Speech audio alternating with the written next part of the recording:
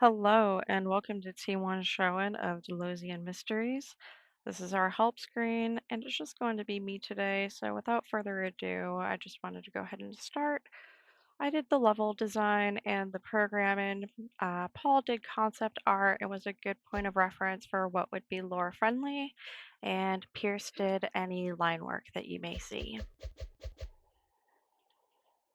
And then the rest had to be sourced from the internet. So that brings us right into the temple. Alright, we got some heals. We're going to jump over these, and for the sake of brevity, we're going to turn on God mode. That way we don't have to worry about dying during the demo. Which some parts of this can be very challenging. Let's get this guy. His special attack is that he charges, and when he charges, he holds back for a few seconds, and then he runs at you very fast and deals double damage on his first hit. Here we go. So we have some dragon fly mobs. I decided to nerf those a bit because of just the sheer amount of them. So they have lower health, lower damage, but when you have 10 of them coming at you, there we go. This chimera is really cool. So when it's working, each 1/3 of health, it loses a head. That was actually Paul's idea, which was pretty neat to implement. There we go, and here is our matron of life. She has a lot of spawns, and then I also programmed a chance on hit bleed effect for her. And then those balls that you see there, you have to defeat her to get by them. And if you try to run into them, well, then you get another bleed effect. There we go. That brings us to our Hall of Dionysus. But first, we want to go through this way, where we can fight the wine steward. He gets you drunk, and that slows your attack speed and your move speed until it wears off, about 4 seconds. So the idea for him was actually mine, but Pierce did that fireplace behind there, the wine oozes, the rats. So now that we have that bottle of wine, it actually comes into play over here. So you want to go down this way, and then this guy actually got kicked out of the party for getting too drunk, and he's begging you for some wine. And now you're his new best friend, and he wants you to go beat him up. Okay, so ingots give you +2 permanent damage, and then cheesecake gives you +10. So that was your reward for helping him out.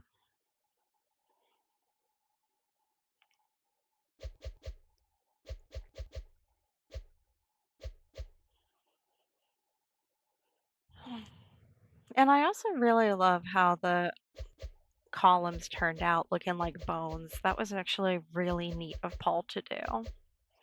We found an ingot, and now we have these up here.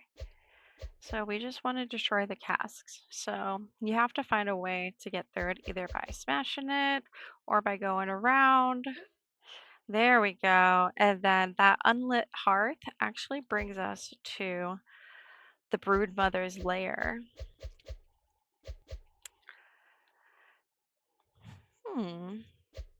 Peculiar. Alright, well, let's get out of here then. The eggs hatch, but it only happens if combat is actually initiated. Here we go. These guys are just partying, having a grand old time.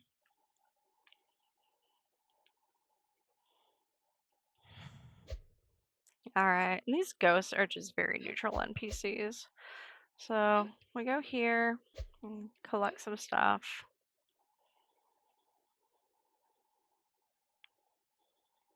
Alright, and now this brings us to our final boss, and this one was very exciting to make. So these down here is a warning AoE. If it lands on you, then you go to the Shadow Realm, and the only way out is actually to defeat your clone. And another thing I want to note is that if you explore, you're rewarded with a more convenient respawn point, and then you find an everlasting pomegranate. Every 20 seconds, it respawns. But because of the height that it's at and the fact that you don't see where the river of sticks is fallen, it makes it high risk, high reward. And then each time that you fight the shadow clone, the boss is actually temporarily disabled and keeps everything. And then on enable, he starts his loop all over again.